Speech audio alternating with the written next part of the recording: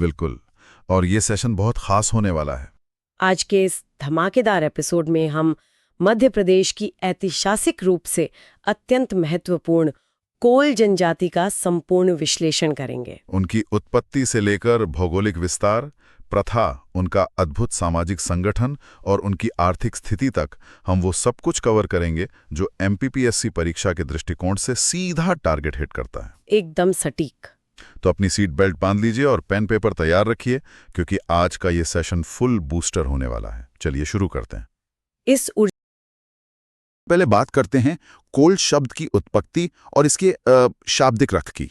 ये एक बहुत ही रोचक हिस्सा है। दोस्तों, अगर हम भाषाई जड़ों को खंगालें तो कोल शब्द की उत्पत्ति मुंडारी भाषा के शब्द को या हो से मानी जाती है, और इसका अर्थ बहुत ही खूबसूरत है। इसका अर्थ होता है मनुष्य या मानव। स्वयं को सीधे तौर पर मानव के रूप में परिभाषित करते हैं, लेकिन मतलब इसके विपरीत जब हम भारतीय इतिहास के प्राचीन संस्कृत साहित्यों और वैदिक ग्रंथों का अध्ययन करते हैं तो वहां हमें एक अलग दृष्टिकोण देखने को मिलता है। कैसा दृष्टिकोण? उन प्राचीन ग्रंथों में कोल शब्द का प्रयोग किसी एक विशिष्ट पहचान के बजाय प्रायः वनवासी या जंगली जातियों को दर्शाने वाले एक सामान्य शब्द के रूप में किया गया है। अच्छा, ये फर्क नोट्स में हाईलाइट करने वाला है। उनकी अपनी भाषा में अर्थ मनुष्य है, लेकिन बाहरी साहित्यों में वनवासी या जंगली। एकदम सही। अब यहाँ मानव शास्त्रीय यानी एंथ्रोपोलॉजिकल वर्गीकरण को समझना बहुत दिलचस्प है। आयोग अक्सर पूछता है कि अमुक जनजाति किस प्रजातीय समूह से आती है। स्रोत सामग्री के अनुसार कोल जनजाति को प्रोटो ऑस्ट्रेलाइड समूह और ऑस्ट्रिक भाषा परिवार के अंतर्गत रखा जाता है। और अगर हम इसे बिल्कुल आसान भाषा में डिकोड करें तो परीक्षार्थियों के लिए इसे ऐसे समझना आसान होगा कि प्रोटो ऑस्ट्रेलॉइड भारत के उन प्राचीनतम मूल निवासियों का एक प्रमुख मानव शास्त्रीय समूह है जिनकी अपनी एक विशिष्ट शारीरिक बनावट रही है। बिल्कुल। और इसी लंबे ऐतिहासिक विकास के कारण इनकी मूल भाषा को ऑस्ट्रिक भाषा परिवार की शाखा माना जाता है। इसके अलावा अगर हम पौराणिक मान्यताओं और इतिहास को देखें तो इनका संदर्भ बेहद समृद्ध है। ऋग्वेद और पुराणों में तो इनका जिक्र है ही, लेकिन सबसे महत्वपूर्ण उल्लेख रामायण में मिलता है। रामायण का संदर्भ ये एक ऐसी कड़ी है जो आज तक इनकी आस्था को दिशा दे रही है। ऐसा माना जाता है कि भगवान राम ने अपने वनवास काल का एक हिस्सा उन क्षेत्रों में व्यतीत किया था जो कोल बाहुल्य थे। हाँ, और इसी पौराणिक जुड़ाव के कारण आज भी कोल जनजाति के लोगों में भगवान राम के प्रति अत्यंत अगाध श्रद्धा देखने को मिलती है। ये सांस्कृतिक जुड़ाव का एक बेहतरीन उदाहरण है। बिल्कुल। और पौराणिक काल से निकलकर अगर हम आधुनिक इतिहास के पन्नों की ओर बढ़ें तो एक ऐसा ऐतिहासिक क्षण आता है जो प्रीलिम्स परीक्षा के लिए बेहद महत्वपूर्ण है। आप 1831 के कोल विद्रोह की बात कर रहे हैं ना? बिल्कुल। 1831 का कोल विद्रोह या कोल म्यूटिनी 1857 की क्रांति से काफी पहले ही ब्रिटिश शासन के खिलाफ ये एक बेहद सशक्त जनजातीय विद्रोह था। परीक्षार्थियों को इस विद्रोह के नेतृत्वकर्ता का नाम विशेष रूप से याद रखना चाहिए। उनका नाम था बुद्धू भगत। बुद्धू भगत और 1831 का कोल विद्रोह, ये दोनों तथ्य एक साथ जुड़कर परीक्षा के लिए एक बहुत ही क्रिटिकल पॉइंट बनाते हैं। तो दोस्तों, इस ऐतिहासिक पृष्ठभूमि के बाद अब हम मध्य प्रदेश के भूगोल की तरफ रुख करते हैं। ये एमपी स्पेशल फैक्ट्स का जोन है। हाँ, अगर हमें मध्य प्रदेश के नक्शे पर कोल जनजाति को खोजना हो तो हमारा ध्यान सीधे राज्य के पूर्वी हिस्से यानी बघेलखंड और विंध्य क्षेत्र पर जाना चाहिए। भौगोलिक विस्तार का यह हिस्सा बहुत सटीकता मांगता है। अगर हम जिलों के संपूर्ण विवरण की बात करें तो यह जनजाति मुख्य रूप से रीवा, सतना, सीधी, सिंगरौली और इसके साथ ही पन्ना, कटनी और शहडोल जिले। बिल्कुल। मैं एक बार फिर से जिलों का क्रम बता देती हूँ। रीवा, सतना, सीधी, सिंगरौली, पन्ना, कटनी और शहडोल। लेकिन इनमें से जो तथ्य सीधे सवाल के रूप में उभर कर आ सकता है वो यह है कि कोल जनजाति का सर्वाधिक संकेंद्रण रीवा जिले में है। यानी अगर परीक्षा में सबसे घनी आबादी वाला जिला पूछा जाए तो उत्तर स्पष्ट रूप से रीवा होगा। विंध्य क्षेत्र की ये स्थलाकृति इनके जीवन को बहुत गहरे स्तर पर प्रभावित करती है। अब भूगोल से थोड़ा समाज के भीतर चलते हैं। सामाजिक ढांचा समझना भी बहुत जरूरी है। किसी भी जनजाति के सामाजिक ढांचे को समझने के लिए उसकी उपजातियों को समझना बहुत जरूरी है। कोल समाज कई उपशाखाओं या गोत्रों में विभाजित है। एक सवाल जो अक्सर कंफ्यूज करता है कि ये अपने गोत्र को क्या कहते हैं। इस विशिष्ट शब्दावली पर ध्यान देना आवश्यक है। कोल जनजाति में गोत्र को कुरी कहा जाता है। कुरी? हाँ, और इन कुरियों या उपजातियों की सूची परीक्षा के नजरिए से बहुत अहम है। अगर हम इन कुरियों के नामों पर गौर करें तो इनमें से दो नाम सबसे प्रमुख रूप से उभर कर आते हैं, रौंतिया और रौतेल। रौतिया और रौतेल। हाँ, ये दोनों नाम सुनने में भी एक जैसे लगते हैं, इसलिए इन्हें एक जोड़े के रूप में याद रखना काफी आसान है। बिल्कुल, लेकिन आयोग अक्सर विकल्पों में अन्य नाम देकर भी उलझा सकता है, तो कोई भी नाम छूटना नहीं चाहिए। सही कहा। स्रोत के अनुसार अन्य उपजातियां हैं दसा, भटिया, ठकुरिया, रेवरिया और कगवारिया, मढ़ा और बिंजवार। परीक्षार्थियों को इन नामों की क्षेत्रीय ध्वनि को पकड़ना चाहिए। मैं फिर से दोहराती हूँ, दसा, भटिया, ठकुरिया, रेवरिया, कगवारिया, मढ़ा और बिंजवार। इन नामों को अगर आप ध्यान से देखेंगे तो परीक्षा हॉल में एलिमिनेशन तकनीक का इस्तेमाल करना बहुत आसान हो जाएगा। प्रश्न सीधा बन सकता है कि इनमें से कौन सी कोर जनजाति की उपजाति नहीं है। ये एक बहुत ही व्यावहारिक सलाह है। अब इस कुरी व्यवस्था से आगे बढ़कर इनके घर परिवार की संरचना को देखते हैं। सामाजिक स्थिति की बात करें तो कोल समाज पूर्णतः पितृसत्तात्मक और पितृवंशीय होता है। यानी सत्ता और वंश पिता के नाम से आगे बढ़ता है। परिवार में जो सबसे वयोवृद्ध पुरुष होता है वही मुखिया माना जाता है। यहाँ पर एक बहुत ही दिलचस्प और विचारणीय सामाजिक बदलाव देखने को मिल रहा है। पारंपरिक रूप से जनजातीय समाजों में हम अक्सर बड़े संयुक्त परिवारों की प्रथा देखते हैं। हाँ, जॉइंट फैमिली। लेकिन कोल समाज में आज संयुक्त परिवार की जगह एकल परिवार यानी न्यूक्लियर फैमिली की प्रथा तेजी से बढ़ रही है, और इसके पीछे का क्यों समझना भी उतना ही महत्वपूर्ण है। क्या ये आधुनिकता का प्रभाव है? नहीं, यह बदलाव आधुनिकता की वजह से नहीं, बल्कि गरीबी और आजीविका के लिए होने वाले पलायन के कारण आ रहा है। जब लोग काम की तलाश में खदानों या अन्य जिलों में जाते हैं तो बड़े संयुक्त परिवार स्वाभाविक रूप से टूटकर एकल परिवारों में बदल जाते हैं। ये पलायन और आर्थिक दबाव का एक सीधा सामाजिक प्रभाव है। विवाह प्रथाओं पर नजर डालें तो कई अन्य जनजातियों की तरह इनमें भी समगोत्र यानी अपनी ही कुरी के भीतर विवाह करना पूरी तरह से वर्जित है।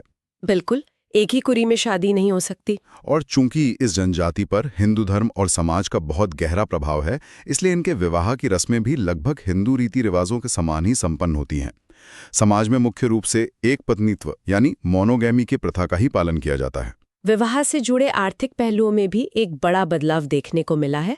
पारंपरिक रूप से कोल समाज में विवाह के दौरान वधू मूल्य देने की प्रथा रही है, जिसे ब्राइड प्राइस कहते हैं। लेकिन हिंदू समाज के संपर्क में आने से ये बदल रहा है। एकदम सही।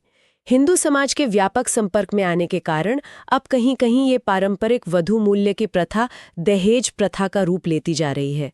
ये जनजातीय संस्कृति पर मुख्य धारा के प्रभाव का एक बहुत स्पष्ट उदाहरण है। ये तो थोड़ी चिंताजनक बात है। गतिशील पहलू ये है कि इनमें विधवा विवाह को पूरी तरह से सामाजिक मान्यता प्राप्त है, जो कि एक बहुत ही सकारात्मक बात है। वधु मूल्य का दहेज में बदलना और विधवा विवाह को मान्यता दोनों ही समाजशास्त्र के नजरिए से अहम बिंदु हैं। चलिए अब इनके रहन सहन और पहनावे का एक दृश्य खींचते हैं ताकि परीक्षार्थी इसे विजुलाइज कर सकें। पुरुषों का पहनावा काफी साधारण होता है। वे मुख्य रूप से धोती, बंडी, कुर्ता पहनते हैं और सिर पर साफा या गमछा बांधते हैं। वहीं महिलाओं के कपड़ों में आपको बघेलखंड की क्षेत्रीय संस्कृति की स्पष्ट झलक मिलेगी, क्योंकि वे पारंपरिक बघेलखंडी सूती साड़ियां पहनती हैं। और आभूषणों का क्या? महिलाओं को कांच की चूड़ियां, गिलेट और चांदी के आभूषण पहनना बहुत पसंद है। विशेष रूप से गले में पहनी जाने वाली चांदी की हंसली और पैरों में पायल इनके पारंपरिक श्रृंगार का हिस्सा है। हंसली और पायल, ठीक है। एक और महत्वपूर्ण सांस्कृतिक विशेषता जो परीक्षा में सीधे पूछी जा सकती है वो है गोदना या टैटूइंग। भील और गोंड महिलाओं की तरह ही कोल महिलाएं भी गोदना गुदवाने की बहुत शौकीन होती हैं। ये जनजातीय सौंदर्य बोध का एक अभिन्न अंग है। बिल्कुल, गोदना जनजातीय पहचान का एक मजबूत प्रतीक है। अब भोजन की बात कर लेते हैं। भौगोलिक रूप से विंध्य और बघेलखंड क्षेत्र में जो पैदावार होती है वही इनकी थाली का हिस्सा है। मोटे अनाज मुख्य है। हाँ, ये लोग मुख्य रूप से मोटे अनाज खाते हैं, जैसे ज्वार, बाजरा, मक्का और कोदो। इसके साथ ही चावल का भी ये भरपूर उपयोग करते हैं और स्वभाव से ये मांसाहारी भी होते हैं। भोजन के साथ साथ एक पेय पदार्थ का जिक्र करना अनिवार्य है, जिसका इनके समाज में अत्यधिक महत्व है, महुए की शराब। इसे केवल नशे के तौर पर नहीं देखा जाना चाहिए, है ना? बिल्कुल नहीं। चाहे कोई सामाजिक उत्सव हो, विवाह समारोह हो या फिर पंचायत की कोई गंभीर बैठक चल रही हो, महुए की शराब का सेवन इनके अनुष्ठानों और सामाजिक बैठकों का एक बहुत ही अभिन्न और स्वीकृत हिस्सा है। ये सांस्कृतिक परंपराओं का हिस्सा है। और अगर हम इनके निवास स्थानों की बात करें तो आयोग अक्सर जनजातियों के मोहल्लों या बस्तियों के स्थानीय नाम पूछ लेता है। ये एक बहुत ही महत्वपूर्ण एमपी स्पेशल फैक्ट है। कोल जनजाति के लोग अपने घर मिट्टी, लकड़ी और खपरेल से बनाते हैं। लेकिन सबसे खास बात यह है कि ये लोग प्रायः मुख्य गांव से थोड़ा अलग हटकर अपनी एक स्वतंत्र बस्ती बनाकर रहते हैं। क्या हम इन बस्तियों के स्थानीय नामों पर प्रकाश डाल सकते हैं? बिल्कुल।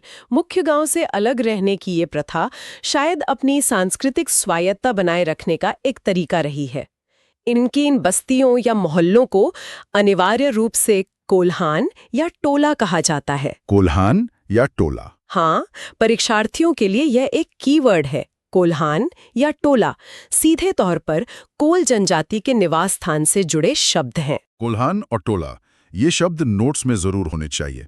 अब जब हम इनकी बस्ती के भीतर आ ही गए हैं तो उस संस्था की बात करते हैं जो इस बस्ती को सुचारू रूप से चलाती है। हम बात कर रहे हैं इनके अद्वितीय सामाजिक संगठन यानी इनकी पारंपरिक पंचायत की, जो कि बहुत ही शक्तिशाली होती है। बिल्कुल। ऐसा कहा जाता है कि कोल समाज अपनी पारंपरिक पंचायत के माध्यम से ही अपने सभी आंतरिक विवादों और सामाजिक व्यवस्थाओं का संचालन करता है। इस शक्तिशाली पंचायत के दो बहुत ही प्रमुख स्थानीय नाम हैं। इसे गोहिया या मयारी कहा जाता है। परीक्षार्थियों को गोहिया और मयारी शब्दों को अच्छी तरह से याद रखना है। जब पंचायत गोहिया या मयारी इतनी शक्तिशाली है तो जाहिर है इसके मुखिया का पद भी बहुत अहम होता होगा। इस मुखिया को किन नामों से संबोधित किया जाता है? मुखिया के लिए समाज में बहुत सम्मानजनक और विशिष्ट नाम है। पंचायत के मुखिया को मुकद्दम, महतो या कई बार पंचायत के नाम पर ही सीधे गोहिया भी कह दिया जाता है। मुकद्दम, महतो या गोहिया, ये तीनों नाम परीक्षा के लिए महत्वपूर्ण है। सबसे बड़ी बात यह है कि ये कोई चुनावी पद नहीं है, बल्कि ये पद वंशानुगत यानी हेरिडिटरी होता है। और इस गोहिया पंचायत की शक्ति का अंदाजा इसी बात से लगाया जा सकता है कि इसके द्वारा सुनाए गए फैसले पूरे समाज में सर्वमान्य होते हैं, उन्हें कोई चुनौती नहीं दे सकता। वंशानुगत मुखिया और सर्वमान्य फैसले, ये एक बहुत ही मजबूत स्थानीय न्याय प्रणाली को दर्शाता है। इतने मजबूत सामाजिक ढांचे को देखकर लगता है कि इनकी अपनी एक समृद्ध संस्कृति भी होगी। संस्कृति बहुत समृद्ध है और हिंदू धर्म से काफी प्रभावित है। हाँ, अगर हम सांस्कृतिक पर्वों की बात करें तो जैसा कि हमने पहले देखा, हिंदू धर्म के सबसे करीब होने के कारण ये लगभग सभी प्रमुख हिंदू त्योहार मनाते हैं। इनमें होली, दिवाली, दशहरा, मकर संक्रांति, रक्षाबंधन और रामनवमी शामिल है, जिन्हें ये बहुत धूमधाम से मनाते हैं। हिंदू त्योहारों के अलावा कृषि से जुड़ा इनका अपना एक बहुत ही महत्वपूर्ण स्थानीय त्योहार भी है, जिसका नाम है जवारा। परीक्षा की तैयारी करने वालों को जवारा पर्व का नाम विशेष रूप से ध्यान में रखना चाहिए। जवारा पर्व नोट कर लिया गया है। अब भाषा को लेकर स्रोत सामग्री में एक बहुत ही महत्वपूर्ण और चौंकाने वाली जानकारी दी गई है। ये एक ऐसा तथ्य है जो विकास और सांस्कृतिक आत्मसातकरण की एक बड़ी कहानी कहता है। सही कहा। मूल रूप से कोल जनजाति की अपनी एक स्वतंत्र भाषा थी, जो ऑस्ट्रो एशियाटिक भाषा परिवार की कोल भाषा थी, मुंडारी परिवार की। बिल्कुल। लेकिन विडंबना देखिए कि आज के समय में ये मूल कोल भाषा लगभग विलुप्त हो चुकी है।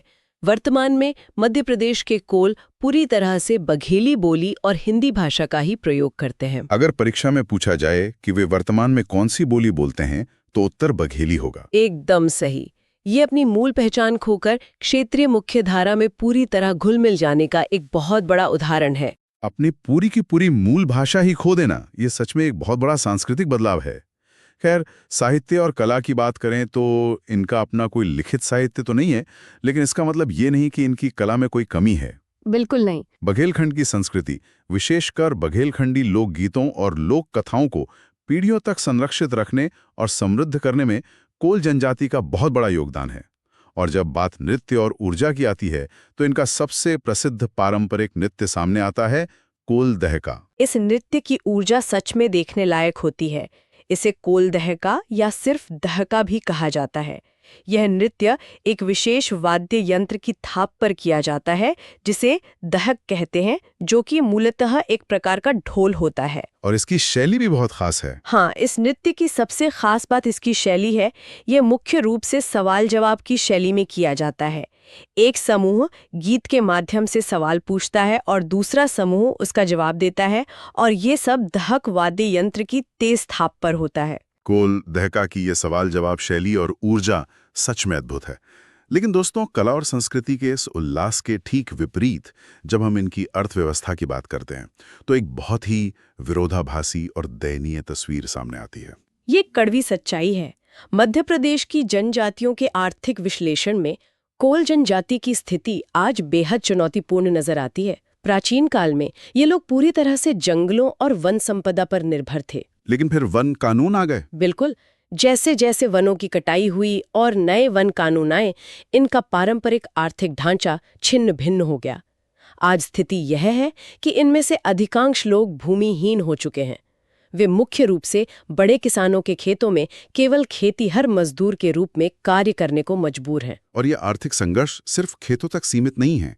विंध्य क्षेत्र की भौगोलिक स्थिति जैसे रीवा, सतना और कटनी में चूना पत्थर की भारी मात्रा और सीमेंट फैक्ट्रियों की मौजूदगी ने भी इनके रोजगार की दशा तय की है। हाँ, आज बड़ी संख्या में कोल जनजाति के लोग इन खदानों, सीमेंट फैक्ट्रियों और ईंट भट्टों पर औद्योगिक मजदूरी का बेहद कठिन कार्य करते हैं। इसके अलावा आय का जो थोड़ा बहुत पारंपरिक साधन बचा है वो वनोपज के संग्रहण पर निर्भर है। ये लोग आज भी जंगलों में जाते हैं और वहां से तेंदुपत्ता, महुआ और लकड़ियां बीन कर लाते हैं। इन्हें स्थानीय बाजारों में बेचकर वे अपनी आजीविका चलाने का संघर्ष करते हैं। तो एक तरफ समृद्ध लोकगीत है और दूसरी तरफ भूमिहीन औद्योगिक मजदूर बनने का यथार्थ। ये विरोधाभास किसी भी संवेदनशील व्यक्ति को सोचने पर मजबूर कर सकता है। चलिए इस आर्थिक यथार्थ से आगे बढ़ते हुए अपने शोध सामग्री के आखिरी पड़ाव पर आते हैं, जो है इनकी धार्मिक स्थिति और आस्था। ये भी एक बहुत महत्वपूर्ण सेक्शन है। पूरे विश्लेषण के दौरान हमने ये बार बार महसूस किया है कि मध्य प्रदेश की सभी जनजातियों में कोल वो जनजाति है जिसने हिंदू धर्म और मान्यताओं को सर्वाधिक गहराई से अपनाया है। हम भगवान राम के प्रति इनकी विशेष आस्था और रामायण के संदर्भ की बात पहले ही कर चुके हैं। इसके साथ ही ये लोग हिंदू देवी देवताओं जैसे सीता, हनुमान, शिव, दुर्गा और गणेश की भी नियमित रूप से पूजा करते हैं। ऐसा लगता है जैसे इनका पारंपरिक धर्म पूरी तरह से हिंदू धर्म में विलीन हो चुका है। लेकिन यहाँ परीक्षा के लिए जो सबसे जरूरी बात है वो ये है कि इस पूरी प्रक्रिया में इन्होंने अपने पारंपरिक जनजातीय देवताओं को पूरी तरह से नहीं छोड़ा है। आयोग अक्सर इन्हीं स्थानीय देवताओं के नाम देकर सवाल बनाता है। इसलिए रिवीजन को पक्का करने के लिए इन जनजातीय देवताओं के नामों की सूची जरूर ध्यान में रखें। परीक्षार्थियों, ये नाम है ठाकुर देव, दूल्हा देव, भैरव बाबा और सूर्यदेव। मैं इन नामों को फिर से दोहरा देती हूँ। ठाकुर देव, दूल्हा देव, भैरव बाबा और सूर्यदेव। इसके अलावा एक और देवी का नाम विशेष रूप से हाईलाइट करना चाहूंगी। कौन सी देवी? महामारियों और बीमारियों से बचाव के लिए ये लोग विशेष रूप से शीतला माता की पूजा करते हैं। शीतला माता का जुड़ाव सीधे तौर पर बीमारियों से बचाव की मान्यताओं से है। देवताओं के साथ साथ मानव स्वभाव की कुछ पुरानी मान्यताएं और अंधविश्वास भी समाज में गहराई तक रचे बसे हैं। अन्य जनजातियों की तरह ही कोल समाज में भी जादू टोना, बुरी नजर और भूत प्रेत पर बहुत गहरा विश्वास पाया जाता है। जब भी परिवार में कोई बीमार पड़ता है या कोई संकट आता है तो ये लोग केवल आधुनिक चिकित्सा पर निर्भर नहीं रहते, बल्कि वे पारंपरिक तरीकों का इस्तेमाल करते हैं। सही कहा। बीमारियों के इलाज और बुरी आत्माओं के प्रभाव को दूर करने के लिए ये आज भी झाड़ फूक और तांत्रिक क्रियाओं का सहारा लेते हैं। समाज में जो व्यक्ति ये झाड़ फूक का काम करता है, जो बीमारियों का इलाज करने वाला माना जाता है, उसे स्थानीय भाषा में पंडा या ओझा कहा जाता है। पंडा या ओझा, ये नाम भी परीक्षा के नजरिए से ध्यान रखने योग्य है। हमने स्रोत सामग्री में दिए गए कोल जनजाति के हर एक पहलू को पूरी तरह से कवर कर लिया है, बिना कोई भी महत्वपूर्ण जानकारी छोड़े। आइए आज के इस पूरे डीप डाइव का एक त्वरित सारांश ले लेते हैं ताकि रिवीजन एकदम ठोस हो जाए। हमने देखा कि कैसे मुंडारी भाषा के को शब्द से इनकी पहचान जुड़ी है और कैसे 1831 के कोल विद्रोह में बुद्धू भगत ने एक ऐतिहासिक नेतृत्व प्रदान किया। हमने ये भी समझा कि ये मध्य प्रदेश की तीसरी सबसे बड़ी जनजाति है, जिसका मुख्य संकेंद्रण रीवा सहित विंध्य क्षेत्र के जिलों में हैं। बिल्कुल। हमने इनके प्रमुख कुरियों, रौतिया और रौतेल के बारे में जाना और कोल्हान या टोला में निवास करते हुए गोहिया जैसी शक्तिशाली पंचायत के सामाजिक ढांचे को समझा। इसके अलावा हमने कोलदह का नृत्य की ऊर्जावान थाप और उसके विपरीत भूमिहीन खेतीहर मजदूर और खदान मजदूर के रूप में इनके कड़े आर्थिक संघर्षों का भी विश्लेषण किया। और अंततः ये देखा कि कैसे इनकी मूल कोल भाषा बघेली में और इनके पारंपरिक विश्वास हिंदू धर्म में पूरी तरह से विलीन हो गए। कोल जनजाति का ये संपूर्ण अध्ययन हमें न केवल मध्य प्रदेश के इतिहास और भूगोल को, बल्कि जनजातीय समाजों के मुख्य धारा में विलीन होने की उस जटिल प्रक्रिया को समझने में भी बहुत मदद करता है। ये एक परफेक्ट और क्रिस्प समरी है। परीक्षा की तैयारी करने वालों के लिए ये सच में एक मास्टर रिवीजन कैप्सूल है। दोस्तों, ये था कोल जनजाति का पूरा निचोड़। लेकिन MPPSC प्री 2026 का जो नया पैटर्न है, उसमें सिर्फ थ्योरी पढ़ने से काम नहीं चलेगा। एकदम सही बात है। असली खेल तो तब शुरू होता है जब आयोग आपसे कथन और कारण वाले सवाल पूछता है। बिल्कुल। इसलिए अब समय है आपके दिमाग का टेस्ट लेने का।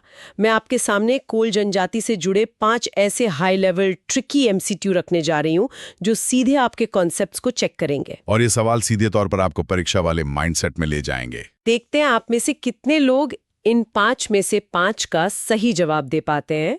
हर सवाल के बाद वीडियो को पॉज करें, अपना जवाब कमेंट में लिखें और फिर हमारा एक्सप्लेनेशन सुने। तो बिना किसी देरी के शुरू करते हैं। तो चलिए शुरू करते हैं हमारा क्वेश्चन आंसर राउंड।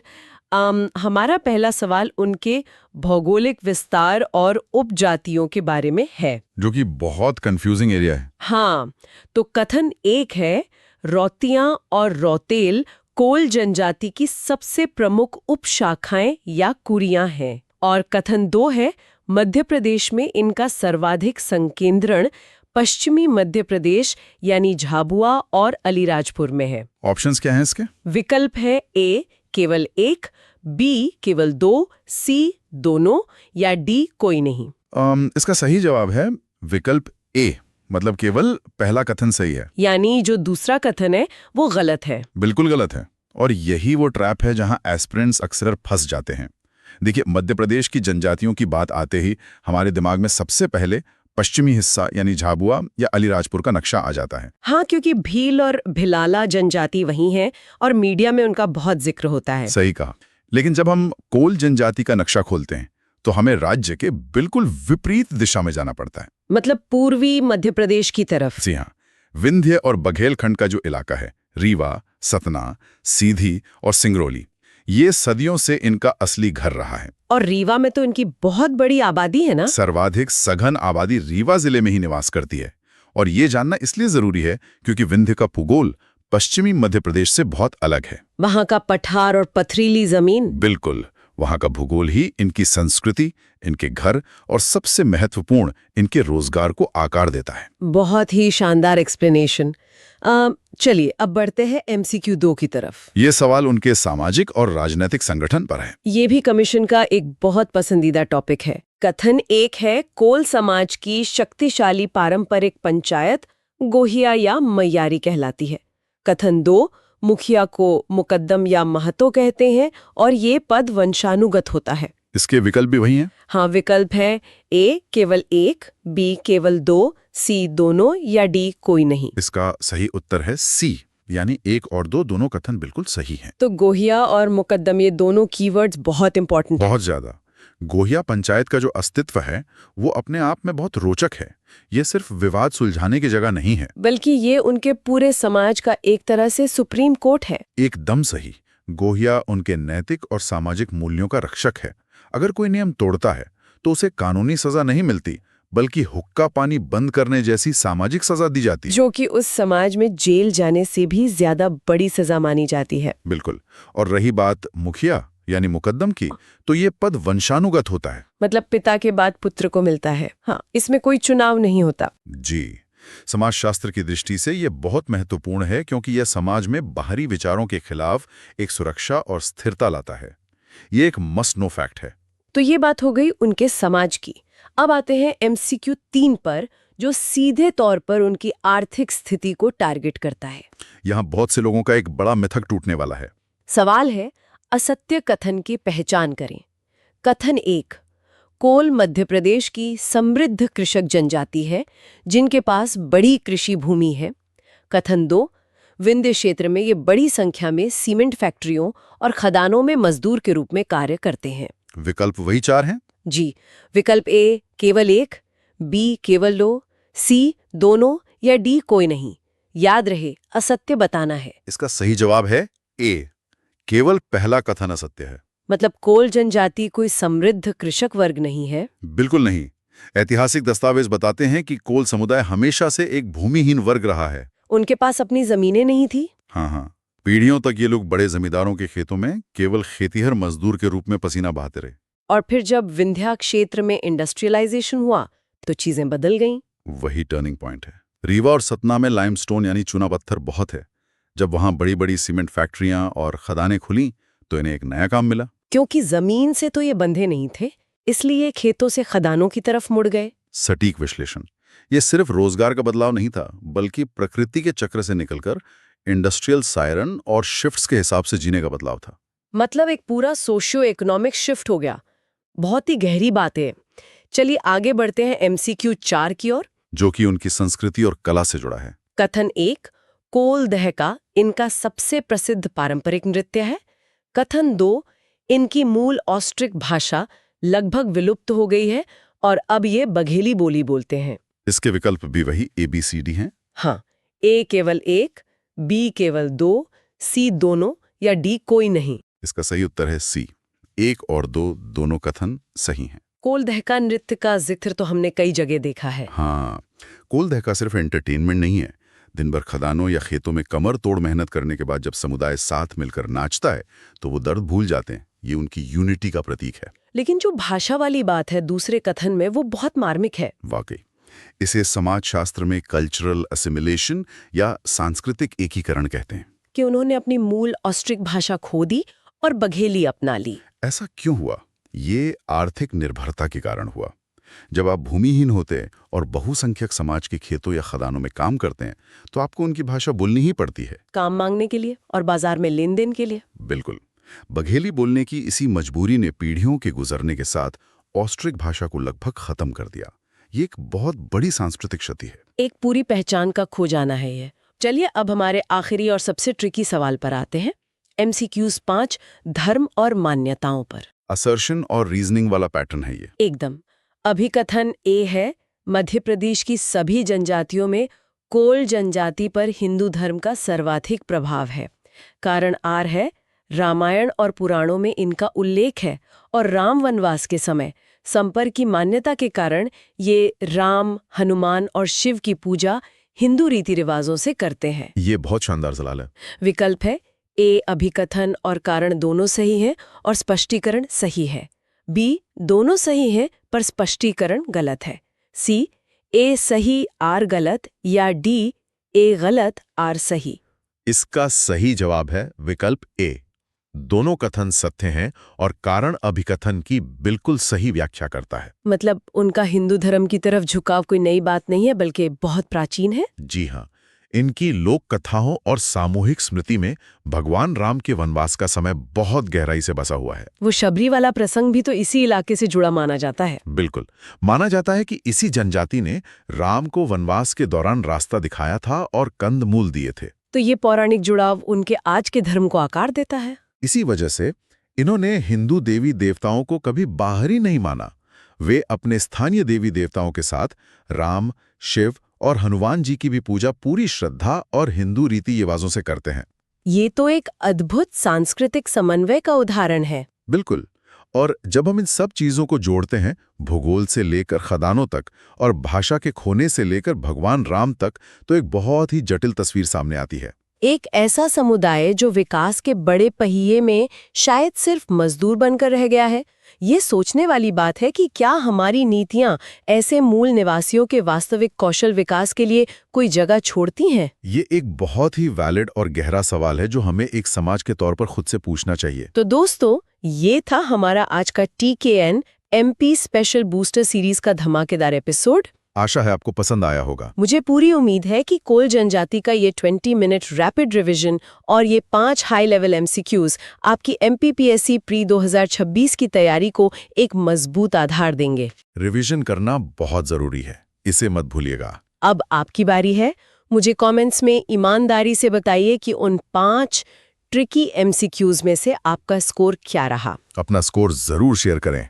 अगर आपसे गलतियां हुई हैं तो घबराना नहीं है, बस रिवीजन करते रहना है और सीखते रहना है। अगर आपको आज का ये कंटेंट और हमारी ये कोशिश पसंद आई है तो वीडियो को लाइक जरूर करें और अपने सभी साथी एस्पिरेंट्स के साथ इसे शेयर करें। बिल्कुल, ज्यादा से ज्यादा लोगों तक इसे पहुंचाएं। और हाँ, हमारी ये बूस्टर सीरीज इसी नए पैटर्न पर एकदम सटीक चल रही है। अगले एपिसोड में हम यूनिट 1 के एक और बेहद महत्वपूर्ण टॉपिक में जितनी जनजातियां रह गई हैं उनके बारे में चर्चा करेंगे। वो सेक्शन भी काफी इंटेंस होने वाला है। तो चैनल को सब्सक्राइब करके बेल आइकन जरूर दबा लें ताकि कोई भी नोटिफिकेशन मिस ना हो। मिलते हैं अगले डीप डाइव में। तो मिलते हैं अगले वीडियो में एक नए टॉपिक और नई ऊर्जा के साथ। तब तक के लिए अपना ख्याल रखिए, पढ़ाई करते रहिए।